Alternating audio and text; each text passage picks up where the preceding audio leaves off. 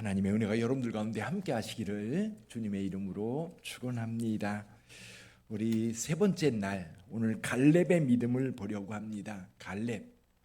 여러분, 소수의 사람이 어떻게 순종해서 하나님의 큰 일을 이루었는지 오늘 이번 특세 기간 동안에 보면서 나 하나의 믿음, 그렇죠?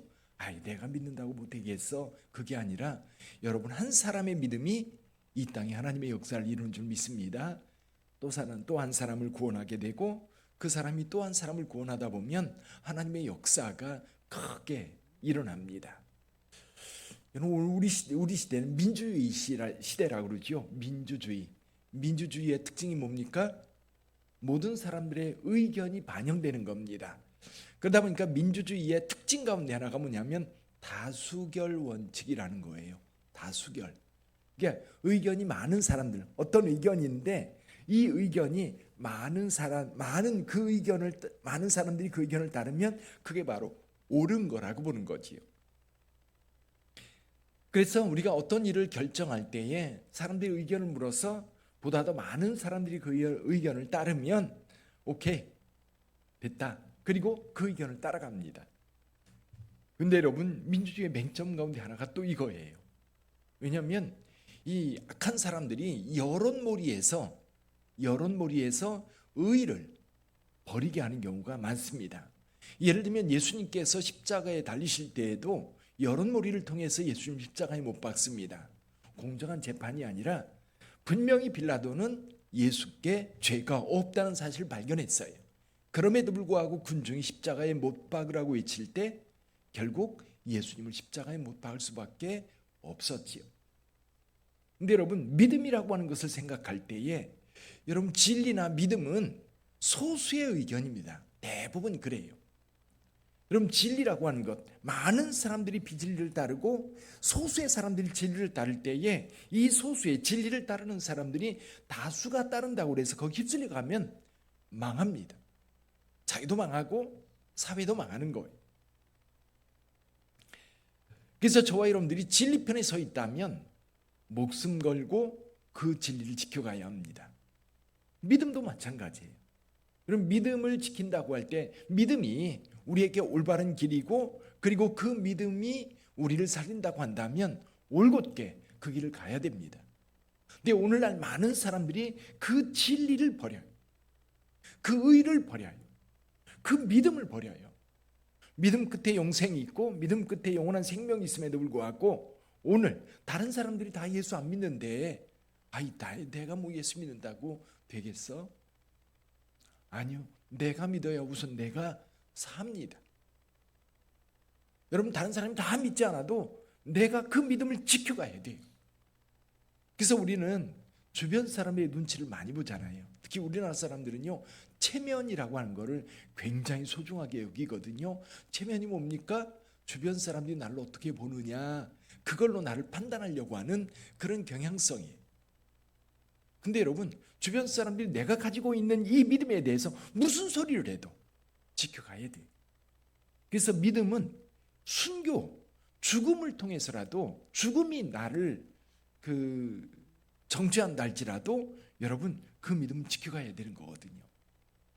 오늘 그 상황에서 믿음을 지켰던 한 사람 누굽니까? 갈렙이라고 하는 사람이에요.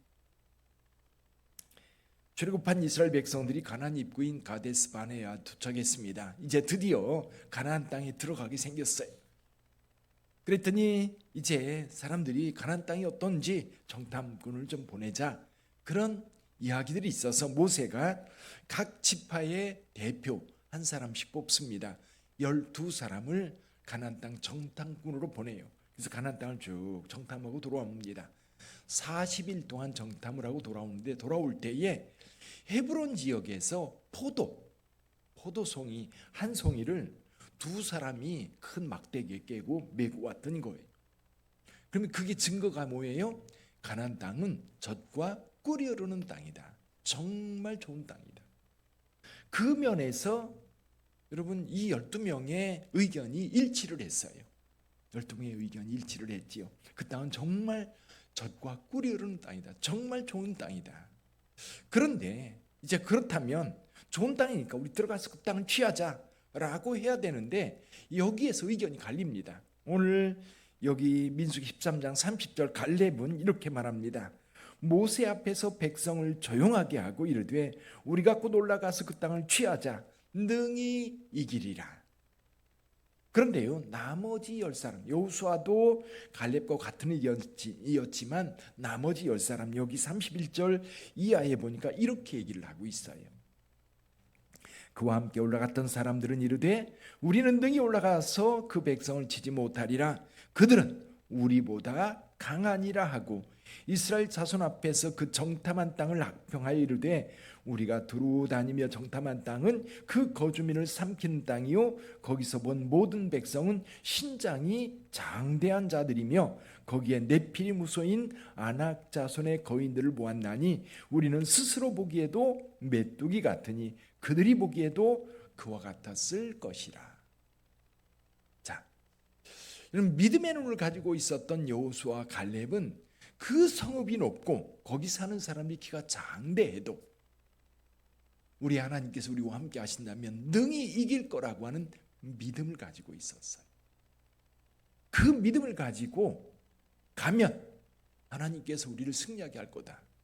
그리고 이 갈렙이나 여호수아의 믿음은 지금까지 애굽에서부터 이스라엘 백성들을 여기까지 인도하는 동안 하나님이 어떻게 인도했는지 알기 때문입니다. 그러면 나머지 10사람들은 그거 모릅니까? 알아요. 다 경험한 사람들이에요. 홍해바다 건넜습니다. 애굽에 10가지 재앙이 내릴 때 그걸 현장에서 목격한 사람들이에요. 여기 10명 모두. 광야에서 만나와 메추라기로 아말렉과 전투를 할 때에도 하나님께서 어떻게 승리하게 했는지 아는 사람들이에요. 경험한 사람들이에요. 근데 왜 이런 반응이 보이지요? 여기 10명의 정탐꾼들은 그들의 눈에 보이는 것을 먼저 보고 판단하고 있는 반면 그 여호수아 갈렙은 하나님을 보는 거예요. 하나님께서 함께 하신다면 능히 이리라. 자, 우리가 신앙생활하면서 이런 경우 종종 봐요. 왜냐하면 다수의 사람들이 그거 안 돼. 그렇게 하면 돼. 우리 이렇게 하자. 그럴 때 어떤 사람들은 아니야. 하나님께서 원하는 것이 이거야. 이렇게 가야 돼. 라고 말할 때가 있어요. 근데 여러분, 우리는 또 교회라고 하는 공동체 속에 있으니까 다수의 사람들이 부정하면 행할 수 없을 때가 많아요. 여기 여호수아 갈렙도 대다수의 사람들이 부정적인 의견을 내고 또 백성들이 그 의견을 따르니까 돌이킬 수가 없는 거예요. 근데 여호수아 갈렙은 그 믿음을 지켰습니다. 그 믿음을 지켜갈 때 결국 그 믿음을 성취하는 거예요. 이게 중요한 겁니다. 그 믿음이 그들에게 성취된 거예요. 그들이 믿음대로 된 거예요. 근데 다른 사람들은 믿음 없는 대로 된 거예요. 여러분, 저와 여러분들이 신앙생활할 때도 마찬가지입니다. 우리가 어떤 믿음을 가지고 있느냐에 따라서 여러분, 우리의 삶이 그 믿음을 경험하게 될 거예요. 예를 들면 노아의 가족을 보세요. 노아의 가족이 살던 시대 어떤 시대였습니까? 죄악이 관영한 시대. 어딜 가든지 죄악이 관영해서 사람들의 삶이 다 똑같아요. 그중에 의롭게 살려고 하는 사람들이 없어요. 누구만? 노아의 가족만. 노아의 가족이 이걸 지켜가려고 했던 겁니다. 그래서 하나님께서 노아의 가족을 구원해 주십니다. 하나님의 말씀대로 살고 하나님의 의를 따라 살려고 했던 노아의 가족은 그들의 믿음대로 홍수 때에 그들은 구원을 받았어. 할렐루야. 가나안 땅을 점령할 때에 여호수아 갈렙은 그들의 믿음대로 하나님께서 이 땅 우리에게 줄 거다라고 하는 확신을 가지고 있었고 40년이 지나면서 그들은 그 믿음이 조금도 흐트러지지 않았어요. 흔들리지 않았어요. 결국 그들의 믿음대로 가나안 땅에 들어갔습니다. 여리고성을 점령하면서 첫 발을 내디뎠던 거예요. 그리고 결국 가나안 땅 들어가서 여리고성을 점령할 때에도 여러분 그들의 믿음, 물론 40년이 지나면서 이스라엘 백성들도 믿음이 달라졌지요. 그래서 그 믿음대로 여리고성을 점령했고 가나안 땅을 점령했던 겁니다. 그래서 저와 여러분들이 믿음이 없는 세대의 믿음을 지켜가야 돼요. 믿음이 없는 시대에 소수지만 요즘 그런 생각이 들어요. 우리 사회에서 진짜 믿음을 찾으시는 것 같다는 생각이 들어요. 진짜 믿음. 세상 무신론적 신앙이, 무신론주의가 세상을 지배하고, 그리고 자기 좋은 대로, 자기 소견의 즐거운 대로 행하는 그런 시대에 우리에게, 이 시대가 우리 앞에 있는데, 그러다 보니까 교회 안에서 믿음이 없는 사람들 거기에 휩쓸리는 거예요. 믿음이 없는 사람들은 휩쓸려 가는 거예요. 믿음이 굳건하지 못한 사람들은 이 사회가 그런 사회니 거기 휩쓸려서 자꾸만 쓸려 나가는 거예요. 그런 상황 속에서 누가 믿음을 지키는가? 누가 그 믿음대로 사는가? 누구예요? 진짜 믿음을 가지고 있는 사람들만 남는 거예요. 근데 이 믿음을 가지고 있는 자들이 앞으로 또 세상을 바꾸게 될 겁니다.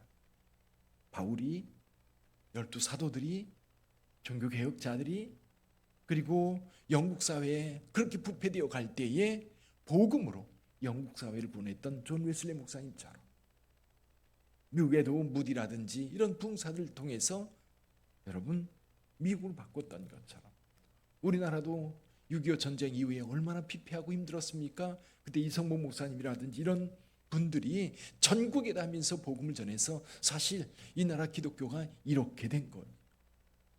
소수의 사람들, 믿음을 지킨 사람들을 통해서 믿음의 역사가 나타나고 그 믿음의 역사가 이루어지는 거예요. 우리 빛된 교회도 주님의 몸된 교회를 건축할 때 마찬가지입니다. 여론이 다 좋아서 교회 건축하는 거 아니잖아요.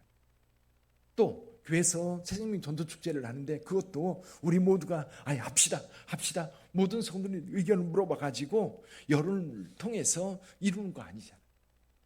하나님께서 원하신다면, 여러분들의 마음속에서도 믿음이 있는 사람들은 이것이 주님께서 원하시는 거라고 한다면 우리 한번 해보십시다. 우리 기도하겠습니다. 함께 갑니다. 이렇게 우리가 주님 앞에 나가서 믿음을 따라갈 때 다른 사람들은 그 믿음의 끝에서 경험하는 것이 없어요. 그러나 믿음을 가지고 있는 사람들은 그 끝에 그 믿음 따라 그 결과물을 얻게 될 줄 믿습니다. 여러분 어떤 믿음을 가지고 계세요? 또 지금 어떤 기도를 하고 계세요? 하나님께서 여러분을 통해서 어떤 일을 이루시기 원하세요? 여러분, 여러분이 믿는 그 믿음대로 이루어질 줄 믿습니다.